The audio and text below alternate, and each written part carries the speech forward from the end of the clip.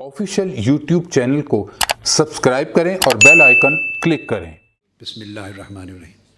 अब जब दरूद पाक पढ़ते हैं तो दरूद पाक का एक ज़िंदगी पे असर भी तो होना चाहिए। बोलिए, ज़िंदगी भी दरूद पाक के ताबे गुजरनी चाहिए ना? नहीं ये बात है? वो ज़िक्र क्या है जो सिर्फ ज़ुबान से लब हिलें, ऐसे जैसे तस्बीह का दाना हिले और ज़ुबान के लब हिलें, और अगर वो मन में नहीं जाता और मन पे असर नहीं करता तो वो तब भी कबूल होगा मगर बरक़ात और समरात कम होंगे। याद रख लें, सिर्फ जो दरूद पाक ज़ुबान हिला के पढ़ता है ना, तस्बीह का दाना गिराता है या नहीं गिराता, लब हिलाता है मगर पढ़ता है अल्फाज दरूद पाक के, उसका भी कबूल होता है।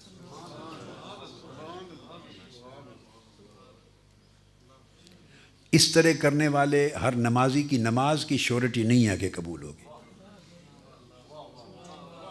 कि जो खड़ा हो गया मुसल्ले पर लब हिला के पढ़ रहा है, मालूम नहीं कबूल हो, अल्लाह की मर्ज़ी। आप समझे हैं ना? दरूद पाक एक ऐसा ज़िक्र है कि जिसने लब हिला के भी पढ़ दिया और बहुत नीचे नहीं भी उतरा, उसका भी कबूल होगा, उसका भी, बोलिए, कबूल होगा। आपको इसका राज समझ में आया है या है? हाथ खड़ा करें जिसको इसका राज मालूम है। ज़्यादा को मालूम नहीं है, मैं उनको बताता हूँ। फिर मैंने कहा सिर्फ लब हिलाए और दरूद पाक के कलिमात पढ़े, क्या? और वो मन में इतना नहीं भी गया, लबों से पढ़ दिया, तो मैंने कहा वो भी कबूल होगा। दरूद पाक किसी का रद्द होता ही नहीं है। बाकी हर इबादत रद्द हो सकती है। यानी को हज करे तो वो नहीं कह सकता कि कतई तौर पे मेरा हज कबूल है। उम्रा करे, नहीं कह सकता कि कतई तौर पे उम्रा। रोज़ा रखे, नमाज पढ़े, खैरात करे, सदका दे, ज़कात दे, कतई तौर पे कोई गारंटी नहीं दे सकता कि मेरा ये अमल कबूल है। सिर्फ एक अमल है दरूद पाक, ये जो पढ़े वो गारंटी है उसकी कि कबूल है। अब इसका राज समझना चाहते हैं? बोलिए। बड़ा आसान एक राज बता देता हूँ, बाकी इसके अलावा भी बहुत बड़े बड़े राज हैं, बहुत राज हैं, मगर एक सादा सा राज जो आपको एक सेकंड में समझ आ जाएगा और भूलेगा नहीं। वो क्या कि ये रद्द होता ही नहीं। कि आप पढ़ें दरूद पाक, अल्लाहुम्मा सल्ली अला सय्यिदिना मौलाना मुहम्मद। अब पहले लफ्ज़ क्या हैं? फिर ऊंची आवाज़ से पढ़ें, सल्ली अला सय्यिदिना व मौलाना मुहम्मद। ये दरूद पाक शुरू होता है कि ए अल्लाह, तू हमारे आका व मौला हज़रत मोहम्मद पे दरूद पढ़। ये दरूद पाक के पहले अल्फाज क्या हैं? अल्लाहुम्मा, ए अल्लाह। आप ये नहीं कहते कि मैं दरूद पढ़ता हूँ, क्या? आप ये नहीं कहते कि हुज़ूर अलैहिस्सलाम पर मैं दरूद पढ़ता हूँ या हम दरूद पढ़, ये नहीं कहते।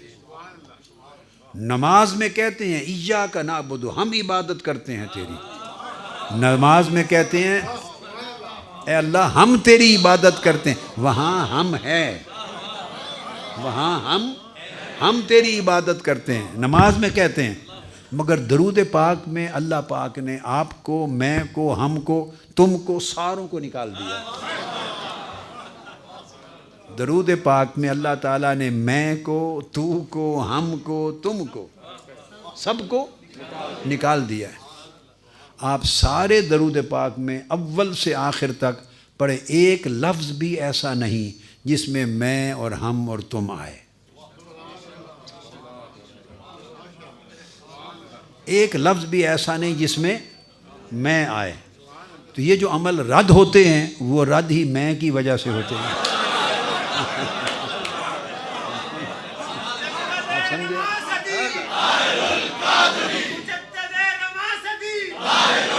اب دیکھو نا، یہ جو عمل قبول نہیں ہوتے، یہ جو عمل قبول، کون سی شے ہے جو انہیں قبول ہونے سے روکتی ہے؟ وہ کیا ہے؟ میں ہی ایک چیز ہے جو کسی بھی عمل کو قبول ہونے سے روکتی ہے۔ اپنے محبوب پر درود پاک کے عمل میں سے اللہ پاک نے میں کو خود نکال دیا۔ جس نے قبول ہونے سے روکنا تھا وہ ہے ہی نہیں اس میں۔ آپ میری بات سمجھیں، جس نے قبول ہونے سے روکنا تھا وہ اس میں ہے ہی نہیں، نہ میں ہے نہ ہم ہے۔ اور ہے کیا؟ یہ درود پاک صرف درخواست ہے۔ کیا ہے؟ اور درخواست آپ کی اپنی نہیں ہے کہ اللہ تعالیٰ میری دکان بڑھا دے، میرا رزق بڑھا دے، میری تنخواہ بڑھا دے، میرا کاروبار بڑھا دے، مجھے بیٹا دے دے، میرے بیٹی کی شادی کر دے، اولاد دے دے، گھر دے دے، قرض اتار دے۔ یہ اس طرح کی درخواست ہے ہی نہیں، نہ دنیا کی درخواست اور نہ آخرت کی درخواست۔ کیا؟ میری بخشش فرما دے، مجھے گناہ معاف کر دے، مجھے جنت دے دے، مجھے حضور کی شفاعت دے دے، آخرت اچھی کر دے۔ نہ دنیا کی میں نہ آخرت کی میں دو قسموں کی ہوتی۔ کیا؟ دنیا کی میں اور آخرت کی میں۔ میری دنیا بہتر کر دے، کوئی چیز بھی مانگے تو میری بہتر کر دے، آخرت کی کوئی چیز بھی مانگے تو مجھے معاف کر دے، مجھے بخش دے۔ تو ہر جگہ میں ہے نا۔ اللہ پاک نے دنیا اور آخرت کی دونوں جگہوں سے میں کو نکال دیا۔ اب دعا بھی جو ہے اس میں بھی یہ اللہ پاک نے ربنا آتنا فی الدنیا حسنہ وفی الآخرۃ حسنہ وقنا عذاب النار۔ اے ہمارے رب ہمیں عطا کر، ربنا آتنا ہمیں دے، دنیا میں بھی اچھائی اور بھلائی اور آخرت میں بھی بھلائی اور اچھائی دے، وقنا اور ہمیں دوزخ کے عذاب سے بچا۔ دیکھیں نا، دعاؤں میں بھی میں اور ہم رکھی ہے اللہ نے۔ ربنا فاغفر لنا، ہمارے رب ہمیں معاف کر دے۔ ربنا فاغفر لنا ذنوبنا وکفر عنا سیئاتنا وتوفنا مع الابرار۔ اے اللہ ہمیں معاف فرما دے بڑے گناہ، اے اللہ ہمارے چھوٹے گناہ معاف فرما دے، ہمیں نیکوں میں شامل کر دے۔ یعنی جو بھی دعا لیں اس دعا میں بندہ اپنی درخواست کرتا ہے۔ میری بات سمجھے؟ جو دعا اٹھا لیں ہر دعا میں بندہ اپنے لیے مانگتا ہے اللہ سے، اور شروع ہوتا ہے اللہم سے۔ درود پاک ایک ایسی دعا اور درخواست ہے، اس میں بندہ اپنے لیے کچھ مانگتا ہی نہیں، اپنے لیے سرے سے مانگتا ہی نہیں ہے۔ رد کہاں سے ہونی ہے؟ کون سی چیز نامقبول ہوگی؟ اس نے اپنے لیے مانگا ہی کچھ نہیں۔ اور جس نے نامقبول کرنا تھا، رد کروانا تھا، وہ میں اس میں ہے ہی نہیں۔ اور اپنے لیے نہ دنیا مانگی نہ آخرت مانگی۔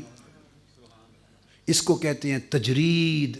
توحید کا بھی کمال درجہ ہے جس میں بندہ اپنے آپ کو مٹا دیتا ہے، اپنا نام و نشان ہی مٹا دیتا ہے۔ درود پاک ایک ایسی چیز ہے جس میں بندہ اپنا نام و نشان مٹا دیتا ہے۔ ایسی تربیت ہے۔ تو کہتا کیا؟ اے اللہ تو ہمارے آقا پہ درود بھیج۔ یہ درخواست کی نا، وہ جواب دیتا ہے میرے بندے تو پیدا بھی نہیں ہوا تھا میں تب سے بھیجتا ہوں۔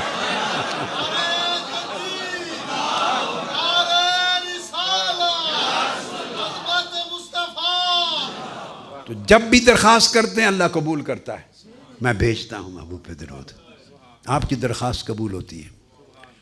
اب وہ ذات دیکھتی ہے اور آقا علیہ السلام کی ذات بھی دیکھتی ہے کہ یہ میرے بندے نے باقی تو ساری زندگی اور ہر روز صبح و شام ہر نماز کے اندر بھی اور باہر سب دعائیں کی اپنے لیے، یہ ایک دعا میرے امتی نے ایسی کی جس میں اس کے اپنے لیے کوئی مانگا ہی نہیں۔ اس نے میرے بلندی درجات کی، میرے اوپر درود بھیجنے کی درخواست کی، تو وہ بھی راضی، آقا بھی راضی۔